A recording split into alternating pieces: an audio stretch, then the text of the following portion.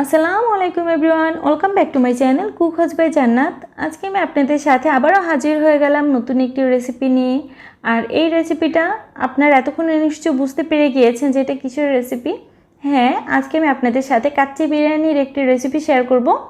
আর আপনারা দেখলে হয়তো বুঝতে পারছেন যে আমার বিরিয়ানিটা কতটা পারফেক্ট হয়েছে আর মাংসটা পুরোপুরি সেদ্ধ হয়ে গিয়েছে। আর যারা বিরিয়ানি প্রিয় তাদের উদ্দেশ্যেই বলছি, আশা করছি আপনারা যদি আমার এই বিরিয়ানির রেসিপিটা পুরোপুরি দেখে বাসায় ট্রাই করেন, আপনারা বুঝতে পারবেন যে এই বিরিয়ানিটা কতটা ইয়াম্মি হয়। আর কয়েকটা উপকরণ দিয়ে এটা ঘরেই খুব অল্প সময় তৈরি করে নেওয়া যায়, তাহলে আর বাইরে থেকে কিনে খাওয়া নয়, ঘরেই তৈরি করে নিব। আর চলুন দেখে নিই এই জন্য কী কী লাগছে। এই জন্য আমি আজকে এখানে 2 কাপ নিয়ে নিচ্ছি বাসমতি পোলাওয়ের চাল। আর এখানে আমি 2 কাপ নিয়েছি, মানে আধা কেজি। আর আপনারা চাইলে 1 কেজিও চাল নিতে পারবেন, সেক্ষেত্রে মাংসটা ডাবল হতে হবে। আর আপনার এখানে চাইলে চিনি গুঁড়া যে পোলাওর চালটা রয়েছে সেটাও নিতে পারবেন। পোলাও যে কোনো চাল দিয়ে হবে, কিন্তু আমার কাছে মনে হয় বিরিয়ানিটা যদি বাসমতি পোলাওয়ের চাল দিয়ে করা হয় এটা আরও বেশি ইয়াম্মি লাগে আর দেখতে আরও বেশি ভালো লাগে। আর এখন আমি এর মধ্যে পানি দিয়ে এটাকে 2-3 বার করে ধুয়ে নিব। আর এর উপর থেকে যতটা ময়লা রয়েছে সাদা সাদা সম্পূর্ণ ময়লাটাকে আমি একটা পানির সাহায্যে এটাকে সুন্দর করে ধুয়ে নিচ্ছি। এটাকে কমপক্ষে 2-3 বার পানি দিয়ে ধুয়ে নিতে হবে।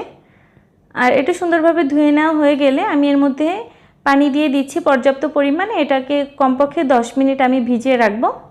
আর এরই ফাঁকে আমি একটা মশলা তৈরি করে নিব। এই জন্য আমি এখানে প্রথমেই নিয়ে নিয়েছি 2 টুকরো দারচিনি, নিয়ে নিয়েছি শাহি জিরা, 6-7টা নিয়ে নিয়েছি সাদা এলাচ, নিয়ে নিয়েছি স্টার মশলা। এখানে আমি একটা স্টার মশলা অর্ধেকটা নিয়েছি আর 2 টুকরো নিয়েছি। আর নিয়ে নিয়েছি 2টা এলাচ, বড় এলাচ। আর নিয়েছি একটা জয়ফল।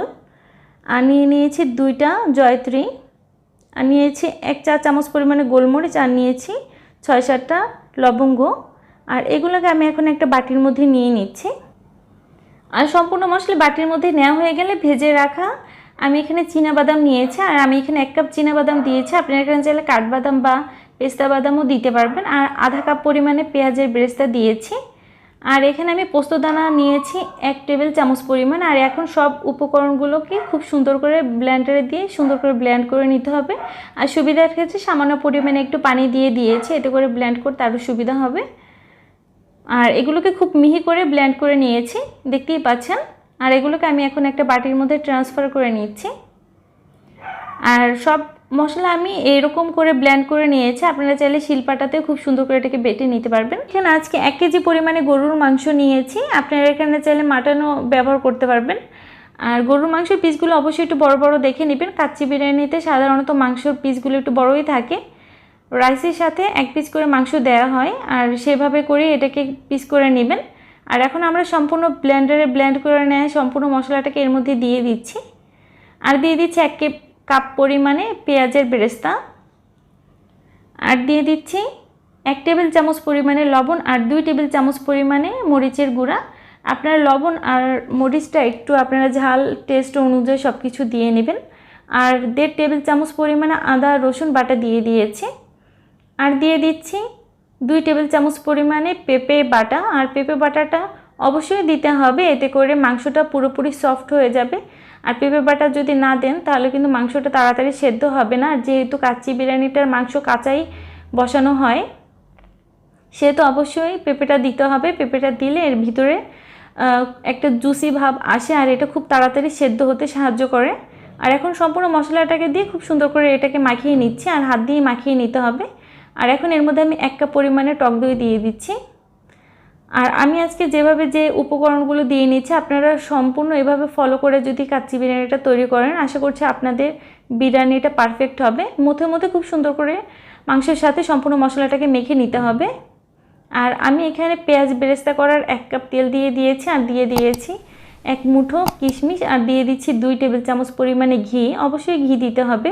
আর ঘি দিয়ে খুব সুন্দর করে মাংসের সাথে মিশিয়ে নিচ্ছে। আর মিশানো হয়ে গেলে এটাকে 1 ঘন্টার জন্য রেস্টে রেখে দিব, এতে করে পুরো মশলাটা মাংসের মধ্যে ঢুকবে। আমরা যে বাসমতি চালটাকে ভিজিয়ে রেখেছিলাম এখন সেটাকে আমরা 50% কুক করবো। এর জন্য আমি আগে থাকতে পর্যাপ্ত পরিমাণে পানি একটা পাতিলে দিয়ে রেখেছিলাম। আর এর মধ্যে লবণ আর তেল দিয়ে নিয়েছিলাম। আর এখন এর মধ্যে আমি 3টা তেজপাতা, লবঙ্গ আর গোলমরিচ দিয়ে নিয়েছি। আর এখন এর মধ্যে চালটাকে দিয়ে দিয়েছি। আর এটাকে ঢাকনা দিয়ে কুক করা যাবে না, এটাকে নেড়েচেড়ে 7 থেকে 8 মিনিট কুক করে নিতে হবে। এর মাঝে এটা ফুটে উঠবে আর একটা বলক উঠে আসলে এটাকে আমরা নামিয়ে নিব, যেহেতু এটা আমরা 10 মিনিট ভিজিয়ে রেখেছিলাম। আর আর আপনারা যদি এখানে চিনি গুঁড়া পোলাওর চালটা ব্যবহার করেন তাহলে কিন্তু পোলাওর চালটা ভিজানোর কোনোই প্রয়োজন নেই। আর চালটা পুরোপুরি 50% সেদ্ধ হয়ে গিয়েছে, এটাকে এখন ছেঁকে নিচ্ছি। আর এরই মাঝে আমার 1 ঘন্টা হয়ে গিয়েছে। দেখুন মাংসের উপর থেকে পুরোপুরি তেলটা ভেসে উঠেছে আর পুরো মশলাটাও কিন্তু মাংসের মধ্যে পৌঁছেছে। আর এখন আমি উপর থেকে কিছু পেঁয়াজের ব্রেস্তা দিয়ে নিচ্ছি। আর এখন আমি এটাকে দমে রাখবো। এর জন্য যেভাবে আমি যে মশলাটা দিচ্ছি আপনাদেরও সেইভাবে সেই মশলাটা দিতে হবে। আর আশা করছি বুঝতে পারছেন আমি কিভাবে দিচ্ছি। আর এখন আমি উপর থেকে গুঁড়া দুধ দিয়ে দিচ্ছি, এতে করে টেস্টটা অনেক ভালো আসে। আপনাদের কাছে যদি গুঁড়া দুধ না থাকে আপনারা এখানে চাইলে মাওয়াও দিতে পারবেন, এতে করে আরও বেশি ভালো হবে। আর উপর থেকে এখন কিছু দিয়ে দিচ্ছি আলু বোখারা। আর কাচ্চি বিরিয়ানিতে আলু বোখারাটা দিলে, যে কোনো বিরিয়ানিতেই আলু বোখারাটা দিলে টেস্টটা আরও বেশি ভালো আসে। আর ফ্লেভারের জন্য আমি উপর থেকে কিছু দিয়ে দিচ্ছি তেজপাতা। আর বেরেস্তা ভাজি করার তেলে আমি কিছু ছোট ছোট সাইজের আলু জর্দা রং আর লবণ দিয়ে ভাজি করে নিয়েছিলাম, সেই ফ্রাই করা সেই আলুগুলো এর মধ্যে এখন দিয়ে দিয়েছি। আর দিয়ে দিচ্ছি কিছু কিশমিশ, এতে করে আরও বেশি ভালো লাগে। আর এখন আমি উপর থেকে সেই হাফ বয়েল করে নিয়ে সেই রাইসটাকে দিয়ে দিচ্ছি। আর এটাকে সমান করে বিছানোর চেষ্টা করবেন। আর এটা কোথাও কম বা বেশি যেন না হয়, সুন্দর করে এটাকে কাভার করে দিতে হবে। আর আপনারা এখানে আমি আবারও বলছি যে কোনো চাল দিয়ে এটা হবে, আপনারা এখানে চাইলে চিনি গুঁড়া চালটা দিয়েও করতে পারবেন। আমার কাছে এটা দিয়ে পোলাও চালটা দিয়ে করলে আমার কাছে বেশি ভালো লাগে। আমার কাছে মনে হয় যে কোনো কিছু দেখতে সুন্দর লাগলে সেটা খেতে আরও বেশি ভালো লাগে। এই জন্য আমি আজকে এখানে এটা নিয়েছি। আপনারা চাইলে বাসমতির বদলে আপনারা চিনি গুঁড়া চালটা দিয়েও করতে পারবেন। আর পুরো চালটা দেওয়া হয়ে গেলে উপর থেকে আমি পেঁয়াজের ব্রেস্তা দিয়ে দিয়েছি। আর কিছু কাঁচামরিচ আমি ফ্লেভারের জন্য ভিতর থেকে একটু দিয়ে দিচ্ছি, এতে করে ফ্লেভারটা যেমন ভালো আসে আর খেতে আরও বেশি ভালো লাগবে। আর দেখতেই তো পাচ্ছেন এটা খুবই সহজে কয়েকটা উপকরণ দিয়েই কিন্তু তৈরি হয়ে যায়। আর এখন আমি উপর থেকে কিছু আলু বোখরা দিয়ে নিয়েছি। একটা দুধের মিশ্রণ করব, এর জন্য আমি 4 টেবিল চামচ পরিমাণে গুঁড়া দুধের সাথে 1 কাপ পানি আর 2 টেবিল চামচ পরিমাণে ঘি ভালো করে মিশিয়ে নিচ্ছি। অবশ্যই গুঁড়ো দুধ দেওয়ার চেষ্টা করবেন, এতে করে ফ্লেভারটা অনেক বেশি ভালো আসবে। আর এখন আমি 1 চা চামচ করে 2 চা চামচ পরিমাণে কেওড়ার জল আর গোলাপ জল মিশিয়ে এটাকে সুন্দর করে নিয়েছি। আমি প্রথম পর্যায়ে কিন্তু কেওড়ার জল আর গোলাপ জল দিইনি, এই পর্যায়ে দিলে সম্পূর্ণ রাইসে এবং মাংসতে সুন্দর করে এই পানিটা পৌঁছে যায় আর অনেক সুন্দর একটা ফ্লেভার আসে। অবশ্যই কেওড়ার জল আর গোলাপ জলটা দেওয়ার চেষ্টা করবেন, এতে করে ফ্লেভারটা শাহি শাহি পাবেন। আর এমনভাবে দিবেন যেন পুরো রাইস এবং ভাতে এটা মিশে যায়, এমনভাবে দিতে হবে। আর 1.5 কাপ আটা আমি পানি দিয়ে রুটি আর পরোটা বানানোর যে ডো সেরকম একটা খামি তৈরি করে নিয়েছি। আর এখন এটাকে আমি পুরো পাতিলের গায়ে একটু কোট করে দিব, আর এতে করে যাতে কোনো হাওয়া বের না হতে পারে। কাচ্চি বিরিয়ানি সাধারণত কাঁচা মাংসটা দিয়েই রান্না করা হয়, এটা ভয় পাওয়ার কিছুই নেই যে মাংসটা কি সেদ্ধ হবে কি না। অবশ্যই সেদ্ধ হয়ে যাবে, যেহেতু এটাকে 2 ঘন্টা ধরে কুক করা হবে। এটা ভয় পাওয়ার কিছুই নেই, যে কোনো কিছু 2 ঘন্টা ধরে যদি কুক করা হয় সেটা কোনোভাবেই কাঁচা থাকার কোনো আশঙ্কা থাকবে না। আর এই ছিদ্রটাকে আমরা পুরোপুরি আটকে দিচ্ছি। আর কাচ্চি বিরিয়ানিটা প্রথমে হাই আছে এটাকে রান্না করে নিতে হবে 10 মিনিট, আর তারপর চুলার সব থেকে লো আছে এটাকে 2 ঘন্টার জন্য এটাকে দমে রেখে দিতে হবে। আর এই জন্য আমি চুলায় একটা তাওয়া বসিয়ে দিয়েছি, তার উপর পুরোপুরি প্যানটাকে বসিয়ে দিয়েছি। আর অবশ্যই প্রথমে 10 মিনিট হাই আছে এটাকে কুক করে নিতে হবে, তারপরে লো আছে এটাকে 2 ঘন্টা কুক করে নিতে হবে। এরই মাঝে এটা হয়ে যাবে। এটাকে লো আছে এটাকে পুরো দমে রেখেছিলাম। আর দেখুন উপরে যে আটাটা দিয়েছিলাম সেটা পুরোপুরি শক্ত হয়ে গিয়েছে। আর এখন আমরা এটাকে উঠিয়ে নিচ্ছি।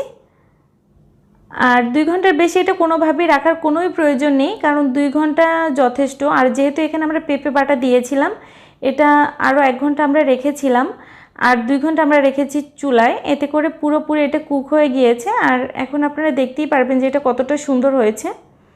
আর উপরে যে আমরা আটাটা দিয়েছিলাম সেই আটাটাকে পুরোপুরি সরিয়ে নিচ্ছি। আর এটা কিন্তু গরম থাকতে থাকতেই করতে হবে। আর দেখতেই পাচ্ছেন আমার রাইসটা কতটা ঝুরঝুরে রয়েছে, এটা কিন্তু মোটেও গলে যায়নি। আর দেখুন ভিতরের মাংসটা, আর মাংসগুলো পুরো দেখুন একেবারে সেদ্ধ হয়ে গিয়েছে। আর এর ভিতরে যে পানিটা বের হয়েছিল সে পানিটাও কিন্তু পুরোপুরি শুকিয়ে গিয়েছে। মাংস রান্না করতে অবশ্যই ভিতর থেকে কিছু না কিছু পানি বের হয়, সেই পানিটা দিয়ে এটা পুরোপুরি কুক হয়ে যায়। আর বাড়তি কোনো পানি দেওয়ারও কোনো প্রয়োজন নেই। আর ঘরোয়া কয়েকটা উপকরণ দিয়ে খুবই অল্প সময় এই বিরিয়ানিটা যদি বাসায় তৈরি করে নেওয়া যায় ঝামেলা ছাড়া, তাহলে আর বাইরে থেকে কিনে খাওয়ার কোনো প্রয়োজন নেই। সামনে ঈদে এই বিরিয়ানিটা অবশ্যই বাসায় ট্রাই করবেন এবং আমাকে জানাতে ভুলবেন না আপনাদের কাছে কেমন লেগেছে। আর এত সুন্দরভাবে এই রাইসটা সেদ্ধ হয়েছে, এটা কিন্তু মোটেও গলে যায়নি।